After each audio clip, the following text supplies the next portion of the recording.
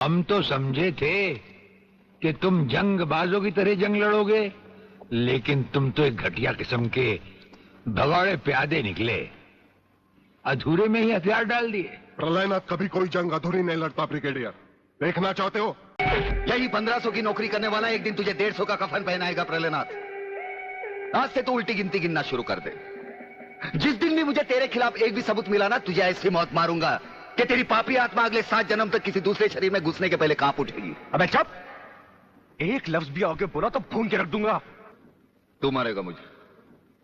है? चल चला। अब क्या सोच रहा है? चला गोली। अपनी मां का दूध पिया है तो चला गोली। इस बदन को छूने के लिए शेर का कलेजा चाहिए। तेरे जैसा बुज़दिल और नामर्द मुझ पे क्या गोली चलाएगा? चला।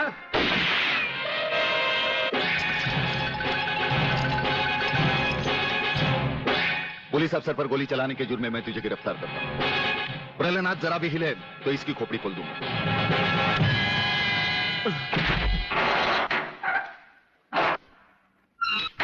अगले मेरा बाप तुझे छोड़ेगा नहीं। आखिर तुमने वही किया जो हम नहीं चाहते थे। आज तक एक बात मेरी समझ में नहीं आई। आखिर आप चाहते क्या? क्या आप ये चाहते हैं कि एक के बाद एक की मौत होती रहे और हम चुपचाप देखते रहें? पहले डॉक्टर गुप्ता की मौत हो गई, फिर अली मारा गया, आज इस प्रलयनाथ के पिल्ले ने मुझ पर गोली चलाई। ये देखिए, अगर मैंने बुलेट प्रूफ जैकेट नहीं पहनी होती तो मरने वालों की लिस्ट में मेरा भी नाम जुट जाता। लेकिन इसने तुम पर गोली क्यों चलाई? क्योंकि मैंने इसे मजबूर किया था। इसके खिलाफ सारे सबूत मैंने पहले ही इकट्ठा कर लिए थे। सवाल था उंगलियों के निशान का, जो इस रिवॉल्वर पर मौजूद हैं। एक बात मैं दावे के साथ कह सकता हूं सर, अनीता चौधरी का कातिल और राधा टंडेल से शरीर संबंध रखने वाला यही है रसिकनाथ। डीआईजी के बेटे संजय को फंसाया है क्योंकि वो अपने बाप के कातिल का चश्मदीद गवाह है। वागले, अब हम इसे उस अस्पताल में ले जाएंगे जहां इसके अंदर के छुपे हुए राज एक बीमारी की तरह बाहर आ जाएंगे।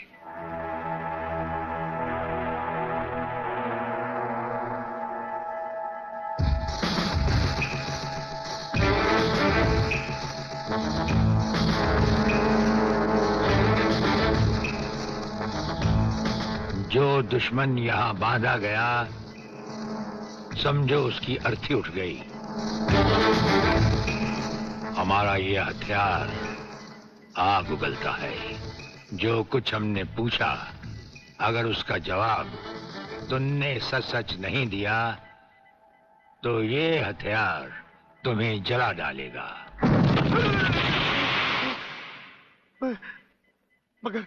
मगर आप चाहते क्या है? प्रलयनाथ गिरना स्वामी तुम्हारा बाप है। हाँ जी, हाँ जी।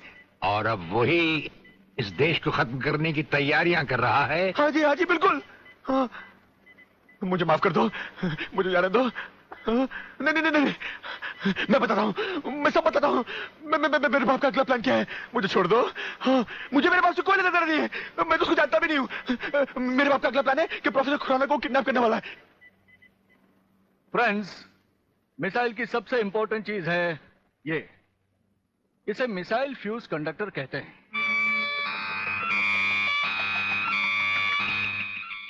जब तक ये मिसाइल में नहीं लगेगा, मिसाइल टेक ऑफ नहीं कर सकता। वो एक मुर्दे की तरह होगा। पहले हमारे देश में मिसाइल फ्यूज कंडक्टर बनाना इतना आसान नहीं था, जो कि अब हो गया। कोई हिलेगा नहीं।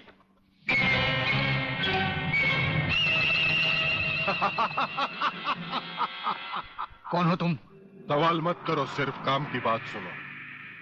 तुम्हें ये फ्यूज कंडक्टर लेके हमारे साथ चलना होगा प्रोफेसर, वरना तुम्हारे सिक्योरिटी गार्ड्स के साथ साथ हिंदुस्तान का ये रिसर्च सेंटर तुम सभी साइंटिस्टों का कब्रिस्तान बन जाएगा। मैं किसी भी हालत में तुम्हारे साथ नहीं चल सकता, चाहे अंजाम कुछ भी हो। ठीक है, तो अंजाम देखो।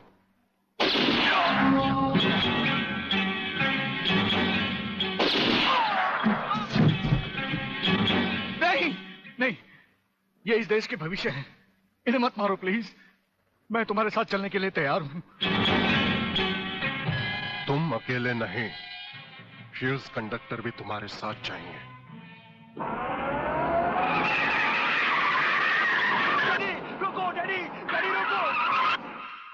डैडी, ये बहुत खतरनाक लोग हैं, मुझे बचा लो डैडी, जल्दी जल्दी जल्दी।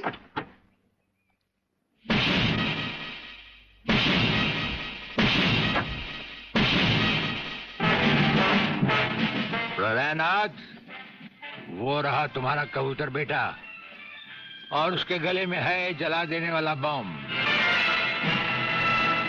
उसका रिमोट कंट्रोल हमारे हाथ में है। अगर तुमने एक कदम भी आगे बढ़ाया तो उसे जलाकर राख कर दिया जाएगा।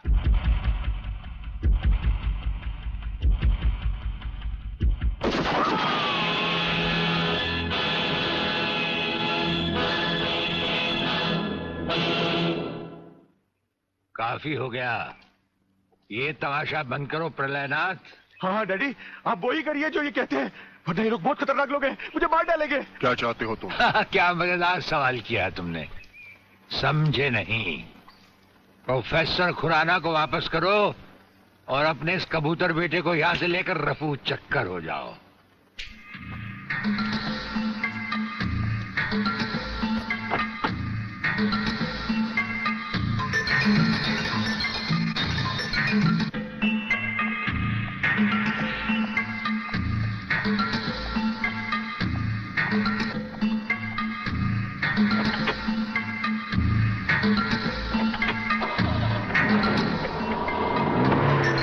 ब्रिगेडियर, वो फ्यूज कंडक्टर आप नहीं जानते? हम सब कुछ जानते हैं प्रोफेसर। उसकी गाड़ी में हमारा ट्रांसमीटर लगाया जा चुका है। वो जो कुछ भी कहेगा, जो कुछ भी करेगा, जहां कहीं भी जाएगा, उसकी हर एक मूवमेंट की खबर हमें मिलती रहेगी। हमारे ट्रांसमीटर का सिग्नल बता रहा है कि गिड्डा स्वामी का अड्डा वो ये रहा। ये से बाहर एक वीरान जगह पहाड़ियों के बीचों बीच है। कमांडोज रेडी फॉर ऑपरेशन तिरंगा।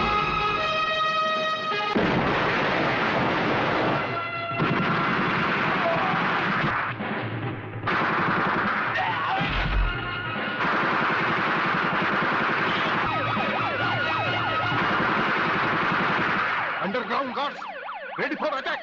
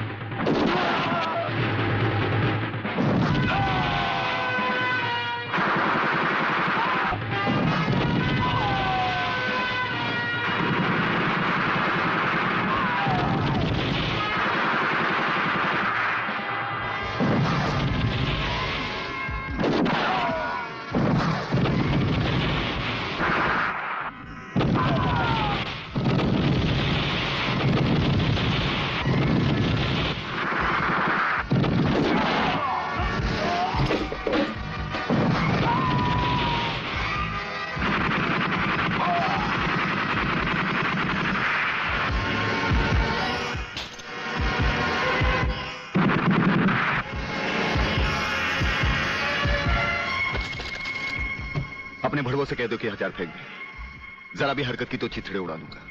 हथियार फेंक दो।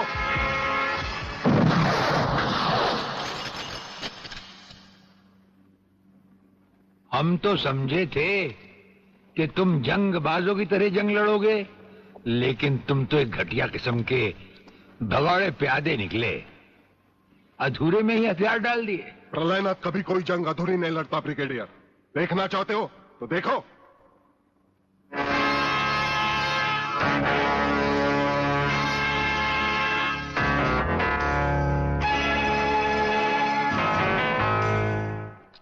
देखा वागले, अब हथियार नीचे डालने की बारी तुम्हारी है। डाल दो हथियार।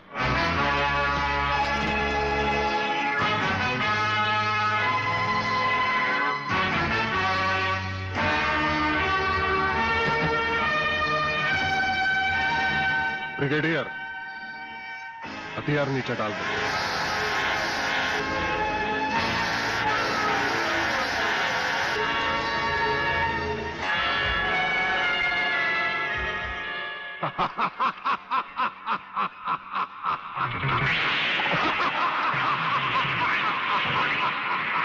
बागले साहब, यही है मेरे पिताजी का कातिल। इसी ने मेरे पिताजी का खून किया। यही है कातिल। बागले साहब, मत छोड़ना इसे। हाँ हाँ, मैं हूं तेरे पिता का कातिल, और आज तुम सबका कत्ल भी मेरे हाथों से ही होगा। पागले, तुम्हारी गर्मी को ठंडा करने का सामान भी मैं साथ लाया हूं। वो देखो।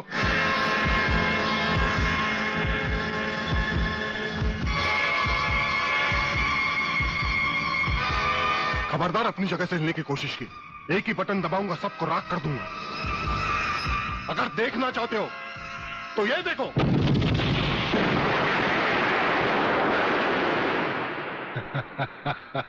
देखा ब्रिगेडियर, मेरी जंग की शुरुआत, और इसकी इंतहा होगी तुम्हारी बर्बादी और हिंदुस्तान का खात्मा। हिंदुस्तान का खात्मा? हिंदुस्तान का खात्मा तो सदियों से कोई नहीं कर सका। वो तो एक ख्वाब ही रहा जो न कभी पूरा हुआ था और न कभी होगा। रहा हमें मारने की बात, तो फिर हिंदुस्तान में शेर बचे ही कितने हैं। उन्हें तो हुकूमत भी मारने की इजाजत नहीं देती। और फिर तुम जैसे गेंडे की शक्ल की औकात ही क्या? मेरी औकात का पता तो तुम्हें आज ही चलेगा ब्रिगेडियर। मैं भी देखता हूं इन शेर के जबड़ों में कितने दांत हैं।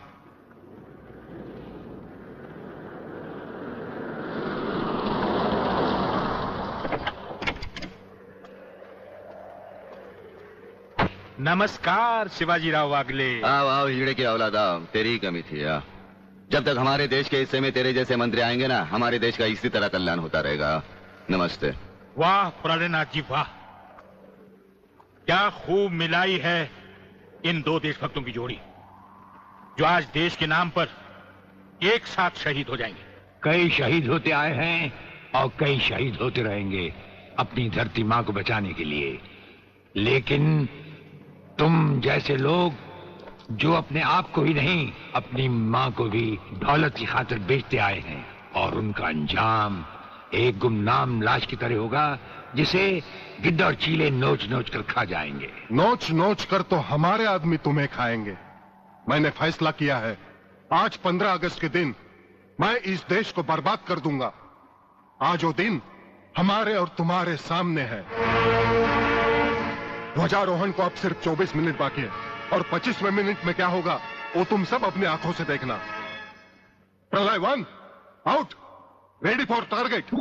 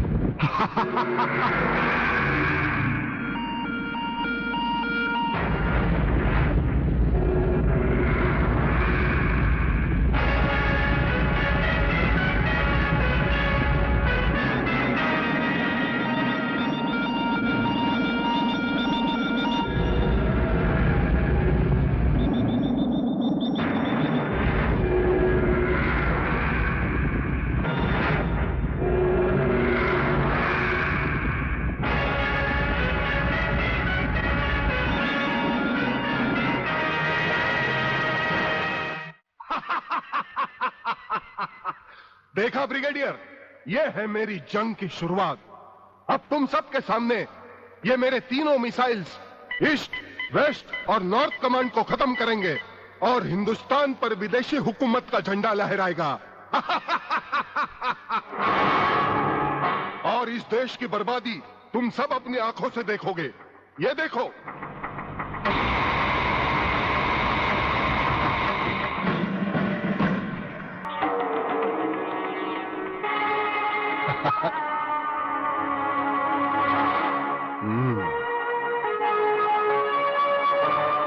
खड़े हो बारूद के ढेर पर और पी रहे हो पाइप। तुम्हारे जलवे में कोई कमी नहीं आई ब्रिगेडियर। तुम दोनों में से कोई भी अपनी जगह से हिला तो दोनों कैबिन रिमोट कंट्रोल से उड़ा दूंगा। खबरदार हिलो नहीं, भून कर रख दूंगा।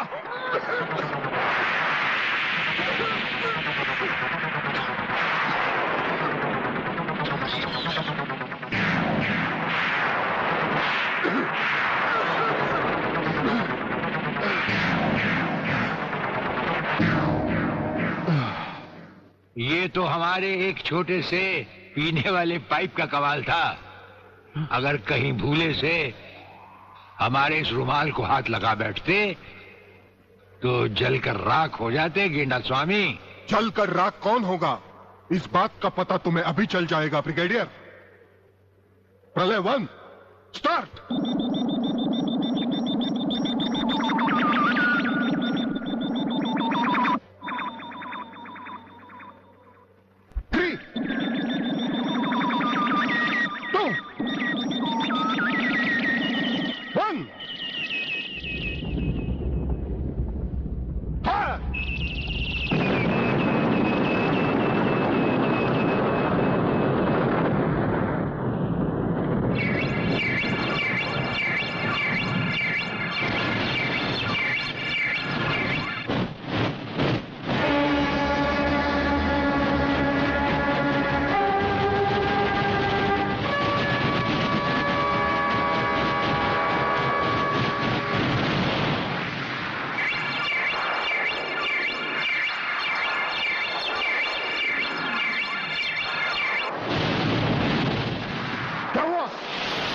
तीसरा सब मिसाइल चालू कर दो।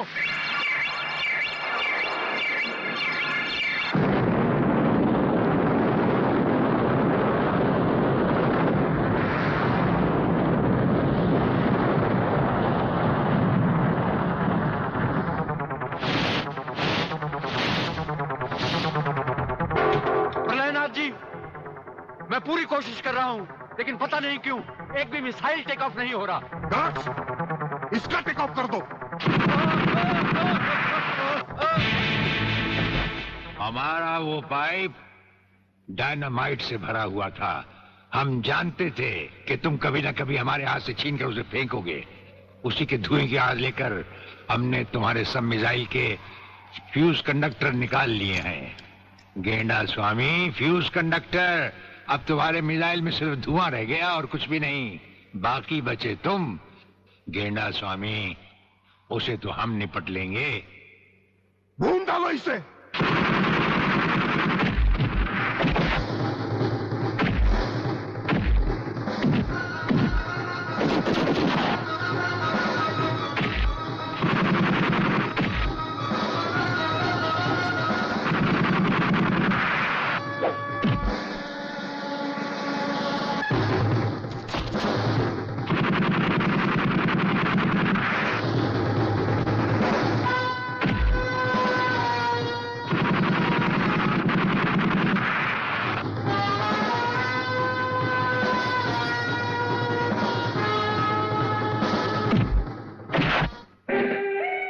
शिवाजीराव बागले, मराठा मरता है या मारता है। याद है मैंने तुझे एक दिन कहा था, यही 1500 की नौकरी करने वाला एक दिन तुझे 150 का कफन पहनाएगा।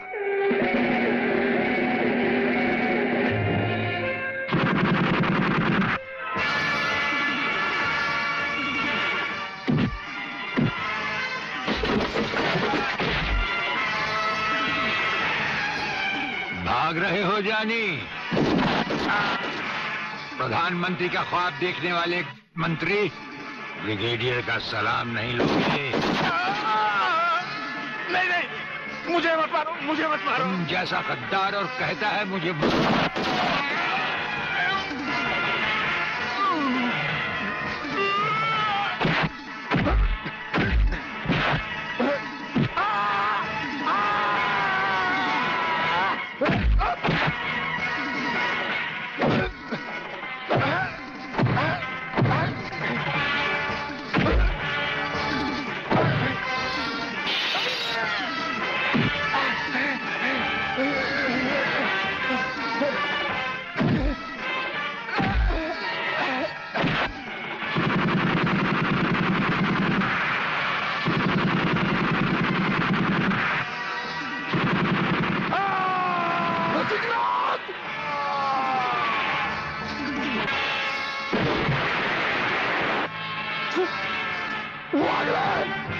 कमीने!